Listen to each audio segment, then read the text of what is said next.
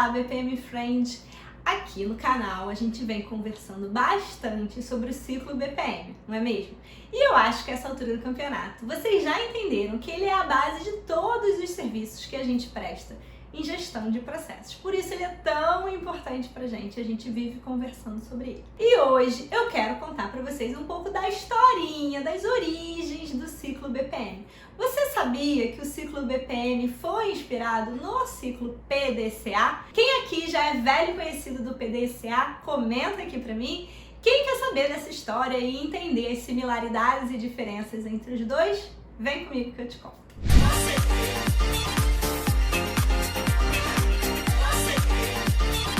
Bom, pra gente começar, vamos relembrar o nosso ciclo BPM. É um ciclo de melhoria contínua, organizado em 6 etapas, que são projeto, modelagem, simulação, execução, monitoramento e melhoria, certo? A gente tem uma playlist inteira aqui no canal para vocês conferirem e entenderem cada uma dessas etapas no detalhe, certo? Vale a pena, depois eu vou deixar aqui na descrição desse vídeo para vocês irem lá conferir. Porém, hoje a gente vai dar um passinho atrás e voltar lá na ancestralidade do ciclo BPM. Nós vamos falar do ciclo PDCA. Você sabia que o ciclo PDCA já foi conhecido também como roda de Deming? E que, apesar disso, não foi o Deming quem criou a primeira versão do ciclo PDCA. O ciclo PDCA ele foi criado na década de 1920 por um americano chamado Walter Shewhart. Espero estar pronunciando direito. E ele originalmente tinha só 3 etapas e não 4. Na década de 1950, o nosso amigo Deming, de quem eu também falo bastante, vivo citando várias frases dele, deu um upgrade no ciclo PDCA e incorporou uma 4ª fase. E desde então o ciclo foi aprimorado e hoje ele é um ciclo de melhoria contínua, mundialmente conhecido e utilizado em diferentes contextos. A gente aqui está falando dele para processos e ele de fato é muito usado para processos também, mas ele também é muito usado para projetos, ele também é muito usado para tomadas de decisões, então ele é amplamente conhecido, difundido e divulgado. E eu costumo brincar dizendo que o ciclo PDCA é o pai ou o avô do ciclo BPM. Você consegue entender por quê? Primeiro, deixa eu te explicar em mais detalhes o ciclo PDCA. Então o ciclo PDCA ele tem 4 fases. Plan, o P, Do, o D, o C é de check e o A é de act. O que significam essas letrinhas? Então, plan, do inglês, significa planejar. O do, em inglês, significa executar. O check, que também vem do inglês, significa verificar, acompanhar, monitorar. E o A, o act, significa atuar ou agir. Então, cada uma das fases do ciclo PDCA tem um objetivo bem claro e bem definido e bem específico. Já começa a pensar aí, isso lembra alguma coisa para vocês?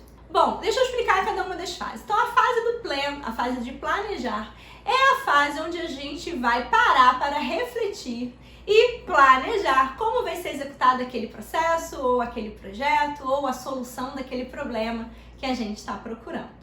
Depois a gente chega na fase do executar, a hora de colocar a mão na massa, a hora de finalmente dar vida ao processo, a hora em que a gente de fato constrói a solução do problema que a gente estava procurando, certo? A partir dali a gente avança para a 3ª fase, que é o check, ou o monitorar. Então, normalmente são utilizados indicadores, métricas, para a gente verificar se os resultados que a gente tinha planejado na primeira fase estão sendo alcançados ou não, para ver se aquele processo ou aquele projeto está indo bem, está andando de acordo com o previsto e com o desejado ou não.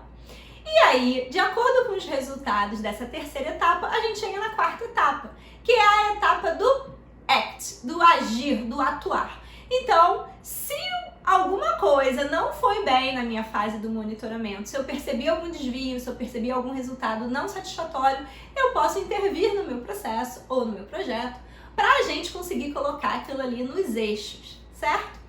Ou se tudo foi bem, se eu atingir os resultados desejados, se os meus indicadores estão tinindo, eu posso aproveitar essa melhoria que eu fiz e querer talvez fazer essa melhoria até mesmo em um outro processo ou em um outro projeto, ou tornar fato difundido em outras práticas da organização. O que acontece quando eu termino essa fase? Eu reinicio o ciclo, é um ciclo de melhoria contínua.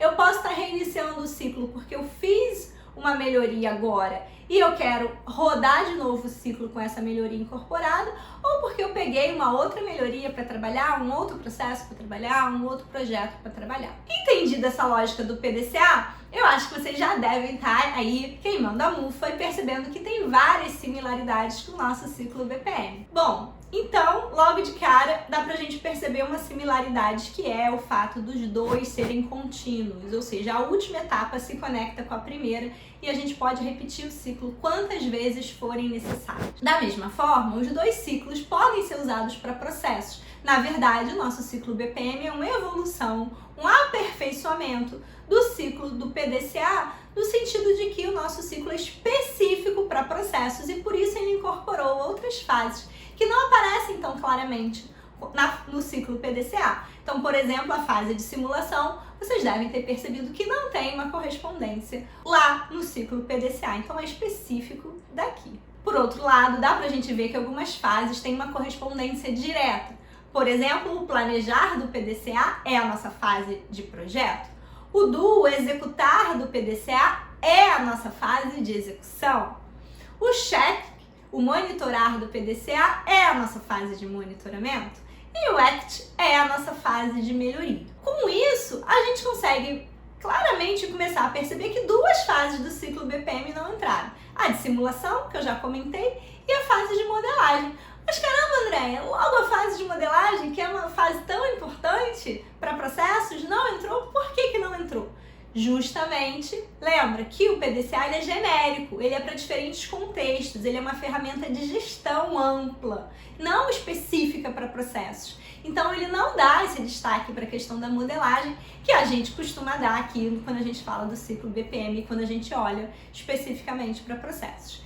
E aí vocês podem estar se perguntando, Andréia, então se eu estou usando o ciclo BPM, eu posso dizer que indiretamente eu estou usando o ciclo PDCA também? Pode. E o contrário, se eu estou usando o ciclo PDCA, eu posso dizer que eu estou usando o ciclo BPM? Não necessariamente, porque você pode estar trabalhando num nível muito genérico, sem estar olhando para os detalhes que a gente tem na nossa área de BPM, certo? Então, o ciclo BPM, ele é filhote do ciclo PDCA e tá alinhadinho, tá tudo nos conformes com o que a gente está fazendo no nosso ciclo BPM. Gostaram? Quero saber aqui quem já trabalhava com ciclo PDCA, quem já usou o PDCA por aí, comenta aqui pra mim o que vocês acharam aí dessa análise mostrando as similaridades e diferenças entre os dois. E se você ainda tem dúvidas, perguntas ou se ainda quer saber mais alguma coisa sobre o ciclo BPM, coloca aqui também nos comentários que eu vou dar uma olhada e responder pra vocês. Combinado? Quarta-feira que vem, 19 horas, eu tô de volta com mais conteúdo bacana da área de processos para vocês.